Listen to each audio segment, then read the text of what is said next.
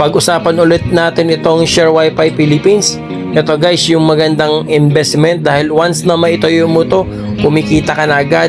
Kapag may budget ka, pwede ka maglagay ng branch mo o kahit sa iba't ibang lugar na ikaw ang magme-may-ari. Kaya naman mas magandang negosyo to dahil napakabilis kumita dito dahil hindi mo na to kailangan bantayan.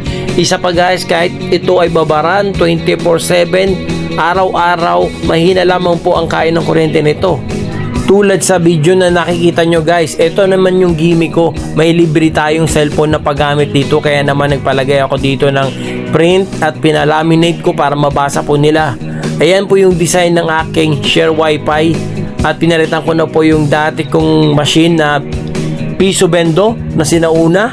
Kaya naman po ito yung pinakang good performance talaga. Nasubukan ko na po ito at marami pa pong machine na darating sa akin. At kung gusto nyo pong magpalagay o magpa-install nito, pwede po kayong mag-message at pwede ko rin po kayong i-refer papunta po sa ating Share Wi-Fi Philippines. Kaya wag po kayong manghinayang gumastos.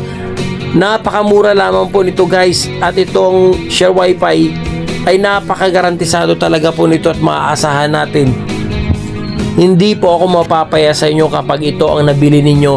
Nakikita nyo po sa ating video na yan, na yan po yung lumang ginagamit ko na pinulot ko, pero okay pa rin po yan.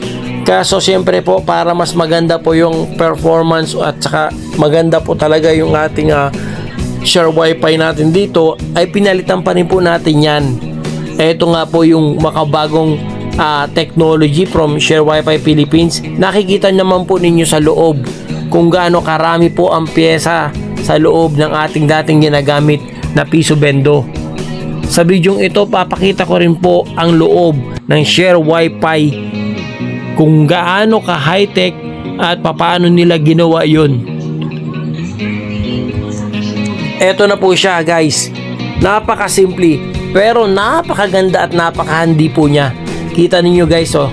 Iikot ko po ito para makita ninyo ang harapan niya. Sobrang ganda po, sobrang linis, napaka-flawless po talaga ang machine na to. At makikita nyo po dyan, yan po ay yari na sa metal, hindi po yan kahoy.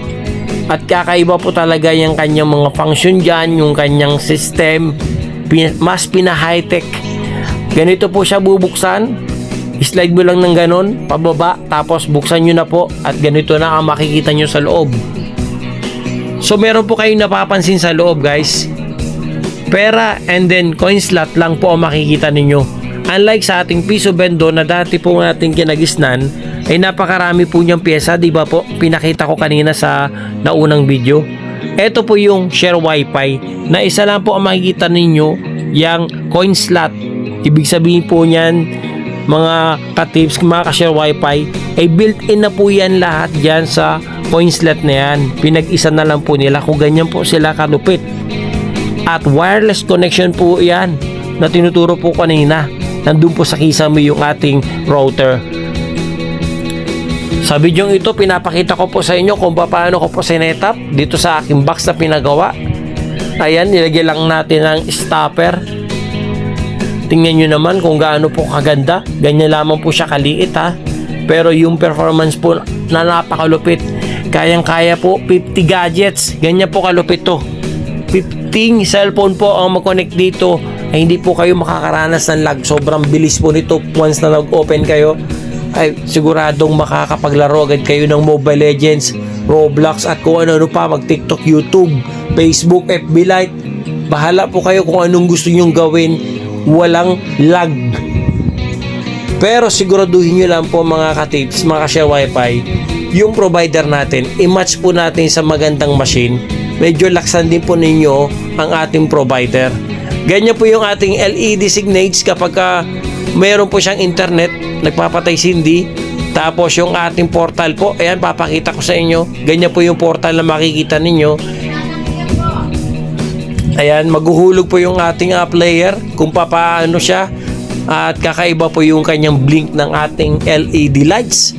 So yan po yung portal natin. Ayan yung player natin, maghuhulog na po. So makikita nyo guys yung LED light sa kanyang coin slot. Ayan, kumikidlat-kidlat. Ganyan po pag tumatanggap siya ng pera sa loob. So ang galing, di ba? Tapos yung pinakang portal niya guys, makikita ninyo, meron tayong pagpipilian sa baba. Yung pong picture na yan ay kasama po yan. Pwede po ninyong lagyan ng picture ninyo din po yan or yung pangalan ng tindahan nyo o bahala po kayo na ibig sabihin po niyan ay kayo po ang may-ari ng piso wifi na yan. Ayan guys. So nakikita nyo naman mga ka-share wifi, ang lupit talaga ng machine na to. Yung system po nito. At pagka nagkakaroon po kayo ng trouble, hindi naman po sinabi natin perfect talaga ang machine na to. Minsan makakaranas ka rin ng pagbabago or mayroong kaunting trouble. Ay kahit mismo kayo ay maayos po ninyo yan dahil yung ating apps ay nandun po lahat yung pwede nating makita at maapang ayos at meron din po tayong video tutorial. Nabubulol na ako. Tutorial guys yan. Sa video ito guys, papakita ko sa inyo kung paano galawin ang ating apps o paano i-set up o ano pa yung dapat nating makita. Ayan po yung apps natin. Pwede mong galawin o pwede mong baguhin ang ating time at lagyan po ninyo ng expiration. Yan po yan. Makikita nyo din dito kung magkano na po yung hulog ng inyong coin slot machine. So napaka-high-tech talaga. Grabe to Share Wifi. Ang galing po ng gumawa nito. Napakalupit. Ayan, pwede po niyan. Nandiyan yung piso, 5 piso, 10 hanggang 20 or maging 50. Pwede po kayo maghulog dyan.